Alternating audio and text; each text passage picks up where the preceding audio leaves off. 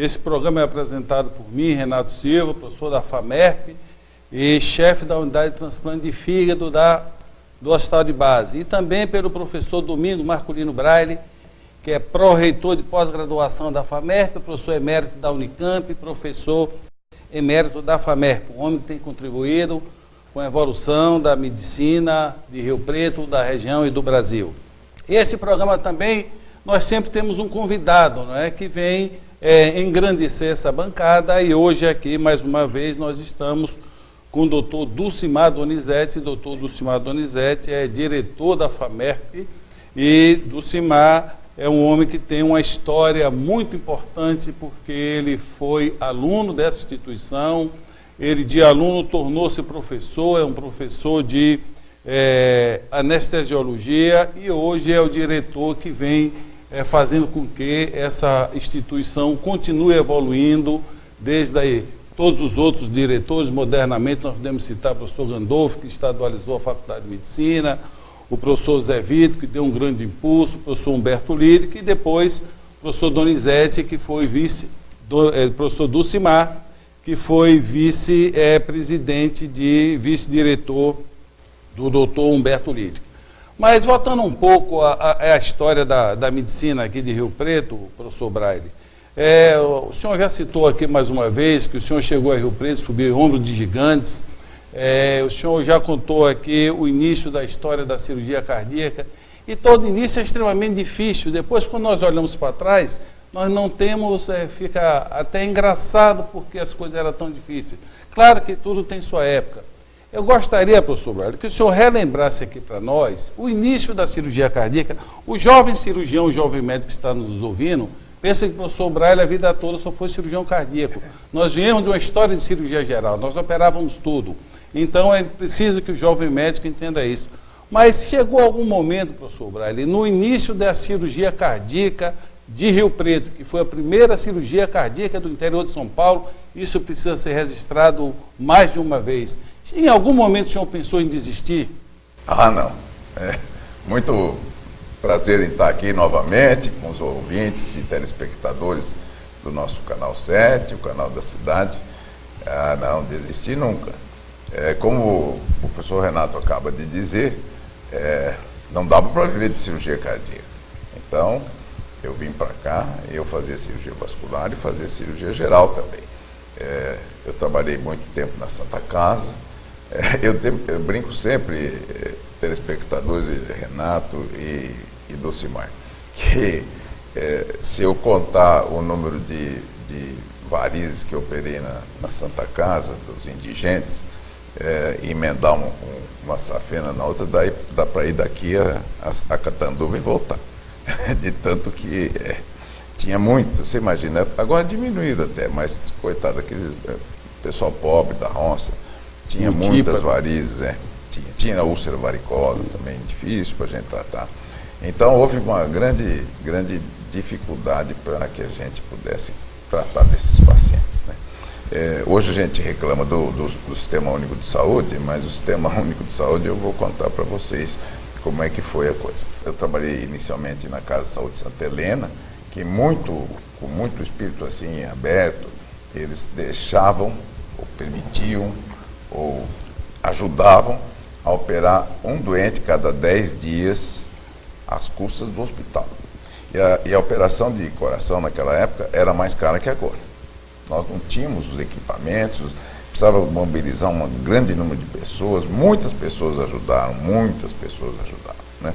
E nós começamos lá. Depois eu fui para Santa Casa, em que o pessoal também me ajudou demais, né? Na Santa Helena foi o professor Gilbertinho, o doutor Gilberto, e na Santa Casa foi o doutor Oscar. Pessoas que me ajudaram como se fossem meus pais científicos, aqui em Rio Preto. Nessa época, era difícil chegar em São Paulo. A gente ia de trem, né? Nem avião tinha. E eu ficava aqui em São Paulo também, porque a cirurgia cardíaca estava começando. Eu não sabia muito, mas o pessoal de lá também não sabia demais, não. Eu fiz toda a história do professor Adib Jatene, agora, nesses dias, porque nós tivemos a comemoração dos 60 anos do Instituto Dante Pazanese de Cardiologia, onde eu trabalhei. Naquela época chamava-se Instituto do Estado de São Paulo, de Cardiologia do Estado de São Paulo. E nós começamos lá com o professor Zerbini e depois com o professor Adib. E o professor Adib, olha, imagine, ele nasceu em Chapuri, né? No Acre. No Acre, na mesma terra do Chico Mendes. Então. E ele, quando ele tinha 2 anos de idade, o pai dele morreu. E ele viveu lá até os 10 anos de idade. Depois é que ele veio para Uberlândia, depois para São Paulo, fez medicina. E no 4º ano, como eu, ele começou a trabalhar com o professor Zerbini. E a gente nunca se desligou do professor Zerbini. Mas é outra história, mas faz parte. Quer dizer, agora, nesse jubileu de diamante do Dante Pazanese, 60 anos, houve uma comemoração muito grande, muitos estrangeiros vieram, convidados, e era para o professor Adib estar lá.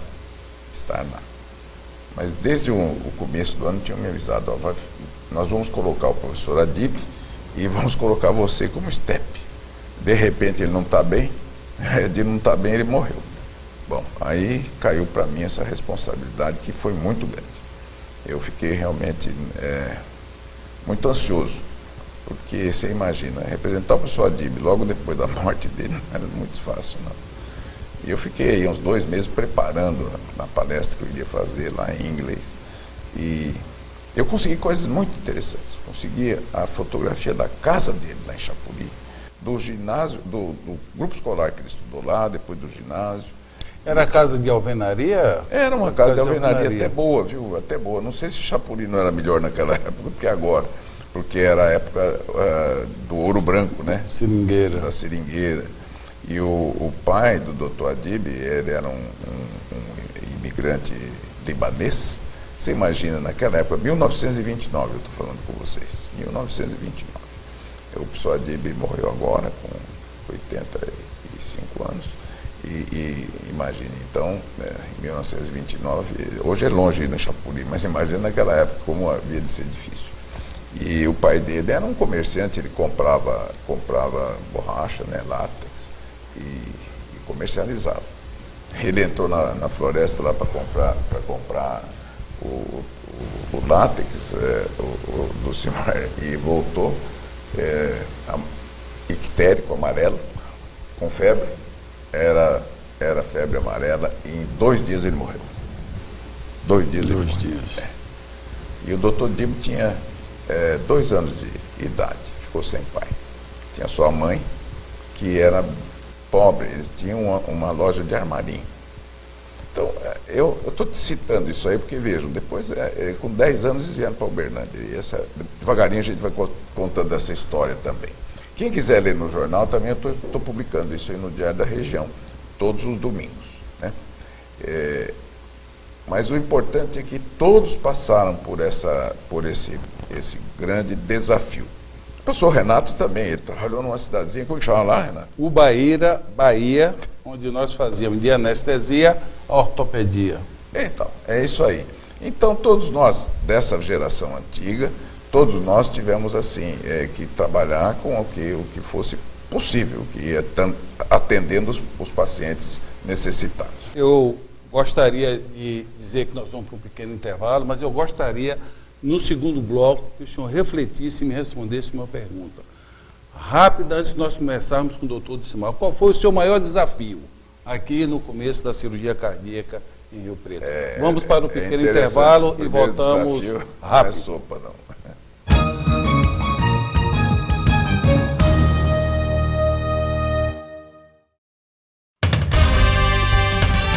O canal 16 da TV da cidade mudou. Agora é canal 7 da NET.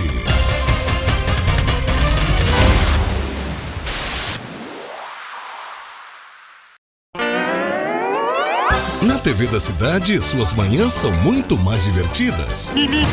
Mais risadas. Mais trapalhadas.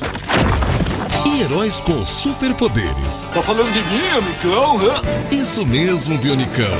Tem também uma turma que vive em busca de aventura. Amigos que só pensam em se divertir. O que é, velhinho? E heróis com superpoderes.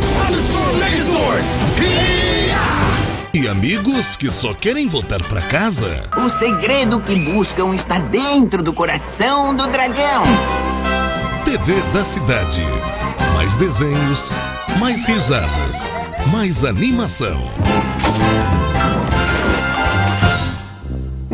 O prêmio vai cobrir isso.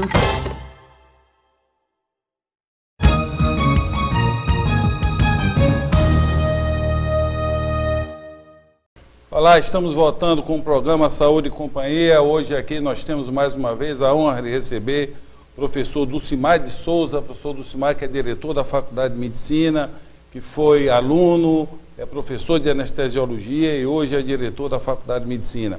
Eu gostaria, antes de passar para lá, professor Dulcimar, fazer um breve comentário. Eu estive dando aula no Acre anos atrás, o professor Braille estava falando do Chapuri, e às vezes um paciente do Acre ele demora 8 dias de canoa para chegar em Rio Branco. Então o doente do Acre, quando ele chega aqui ou em qualquer lugar, é um grande sobrevivente.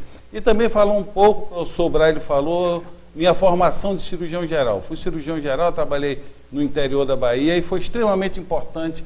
Quando eu cheguei na Inglaterra a fazer minha formação em transplantador, encontrei o professor Paul McMaster no centro cirúrgico, tendo uma dificuldade imensa para fazer uma safenectomia, coisa que eu tinha muita experiência, também entrei e o ajudei, foi um início de relacionamento muito importante. Então essa visão holística da medicina nós temos que ter e para isso é que nós temos esse diretor que tem essa visão da faculdade ampla.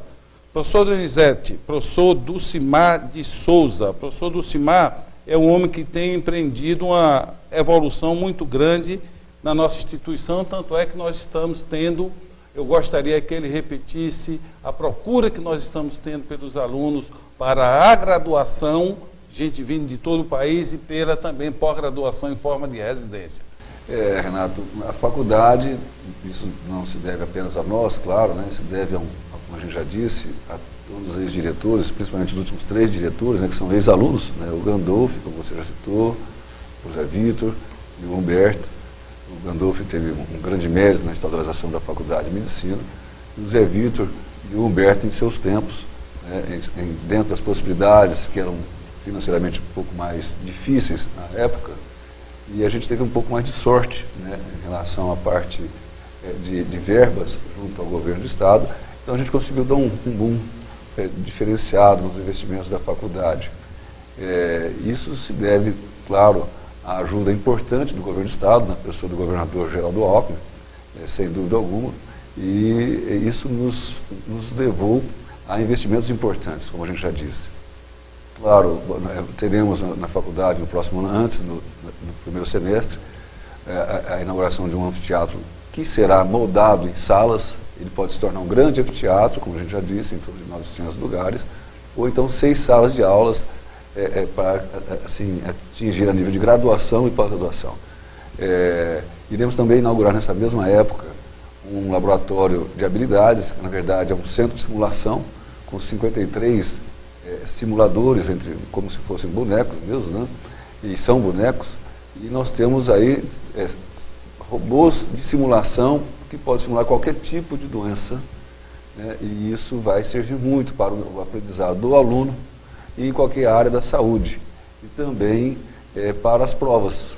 Assim, né? Professor Dulcimar, explicando um pouco, por exemplo, chega um doente no pronto-socorro que a pressão dele está em 0, não tem pressão, está em choque. Então, você consegue simular isso no boneco, no manequim. É uma parada cardíaca, né, professor? Uma dificuldade de intubação, o acesso venoso, a sondagem do paciente. Isso e tudo mesmo os medicamentos. As medicações. Tudo isso que hoje a gente, né, até tempos atrás, a gente só fazia em humanos. Isso, ou em animais. Ou em animais. Mas isso tudo hoje poderá ser feito, já em alguns centros outros, né, fazem, e isso nós estamos trazendo a Rio Preto, faz com que a gente tenha um melhor atendimento em termos de aprendizagem aos alunos de graduação e de pós-graduação a nível de residência médica. As nossas provas de residência no próximo ano, práticas, serão todas elas feitas nesse centro de simulação. Então, tem uma coisa interessante a esse respeito. O instrutor ou o examinador, ele fica numa sala em que ele vê o candidato não o vê. E quem estiver lá manobrando, ele consegue manobrar todas as coisas. Então, ele põe o doente em choque, assim, não tem pressão, aí dá uma medicação, a medicação está errada, aí o doente piora, e o manequim piora. Ele dá o remédio certo, ele melhora. Então, as condutas, ele tem que ter condutas. É a maneira nova que existe para aprender. É lógico que nós chegamos no século XXI, toda a parte de informática é fantástico. Por sinal, o professor Dulcimar tem uma grande novidade para falar para a gente a respeito da telemedicina. Esse é um outro campo importante de investimento. Faz parte, né? Que também faz parte de todo um complexo de investimentos. Aí esse, sim, por emenda pessoal do senador Aloysio, que destinou para a nossa faculdade, Aloysio Nunes Ferreira, nosso senador aqui de São José do Rio Preto, destinou uma verba pessoal, emenda pessoal dele, parlamentar, de R$2 milhões.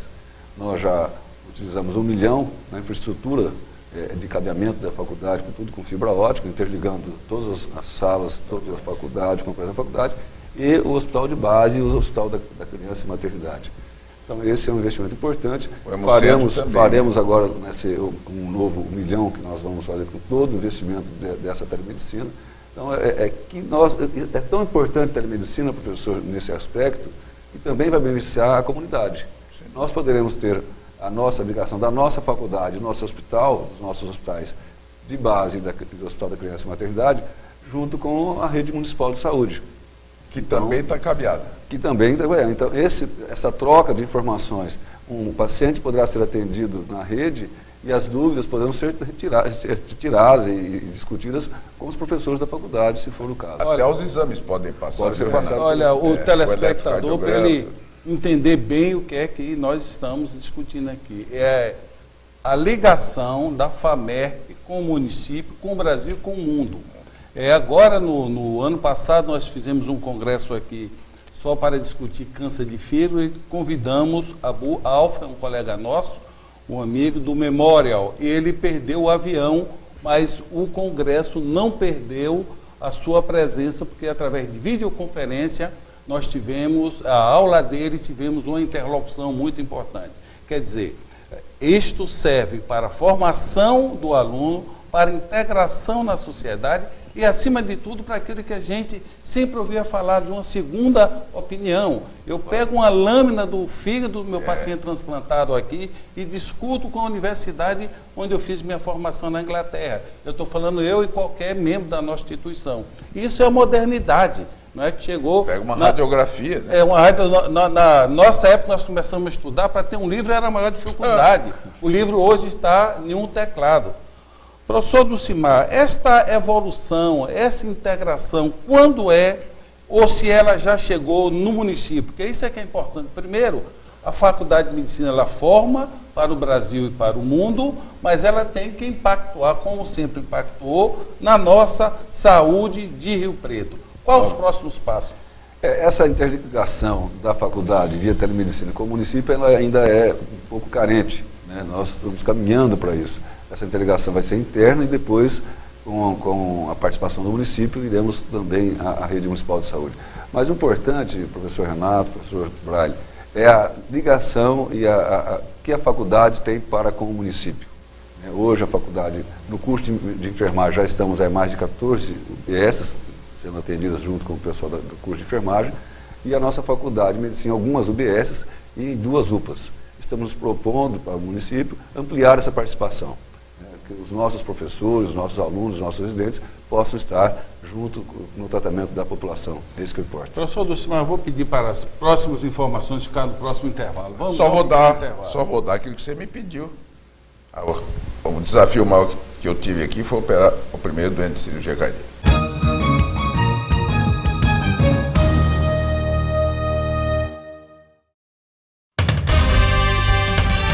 O canal 16 da TV da cidade mudou.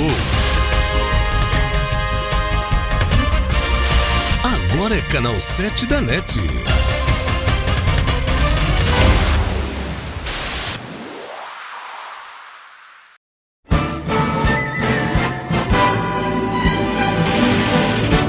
TV da cidade, além de informar, Mais alguma coisa?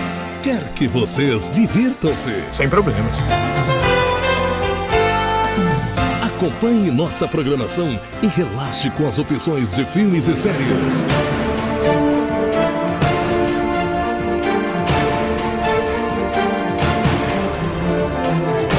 Bom entretenimento. Muito obrigado.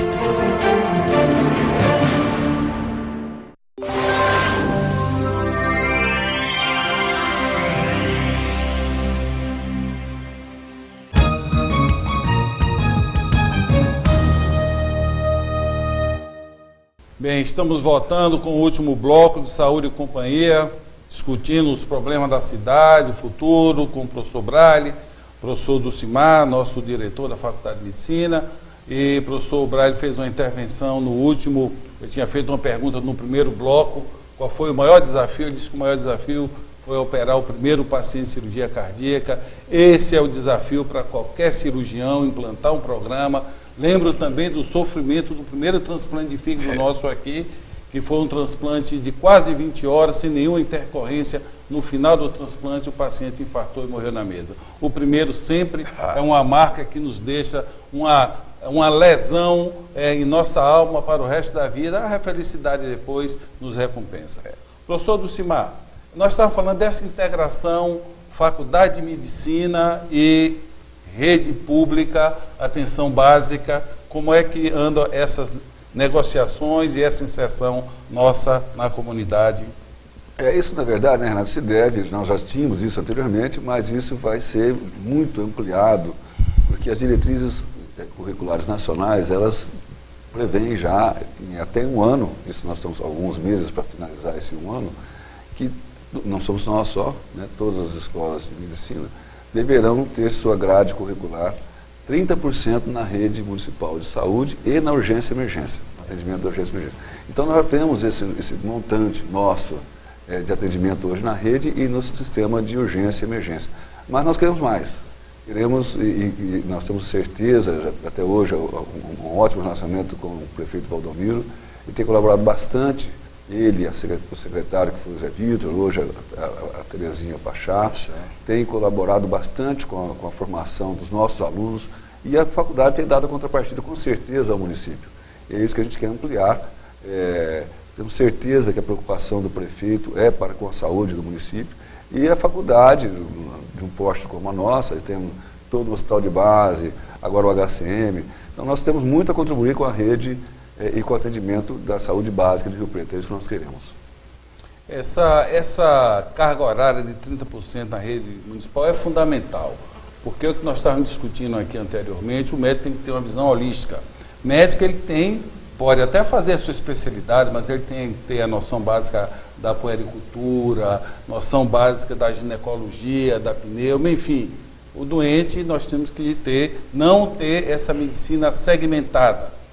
É disso, Renato e telespectador, que entra uma proposta que vem sendo feita há tempos e que até hoje não teve chance de ser implementada, que é de fazer a carreira médica de Estado, de tal forma que o médico formado, ele possa, na realidade, saber que aquela formação generalista é importante para ele. Por quê? Como um promotor, um juiz de direito, ele faz um concurso e ele vai para uma cidade pequena, onde ele tem pontos para chegar. E neste ponto, então, depois, ganhando pontos lá, ele vai chegando para os centros maiores. Eu acho que a carreira de Estado é a única maneira de fazer com que o médico recém-formado e o médico já preparado, com residência, etc., que ele possa ir atender por um tempo até que ele faça pontos para vir para um centro maior. É o que acontece com o juiz de direito, com o delegado de polícia, enfim, todas as carreiras de Estado. Então, o SUS, o Sistema Único de Saúde, para melhorar, ele tem que entrar nesse viés. A nossa faculdade, professor, defende isso, sempre defendeu essa carreira de Estado, mas não só para o médico. Na verdade, a gente entende isso como deve ser ampliado para toda a área da saúde, que é uma área complexa, né?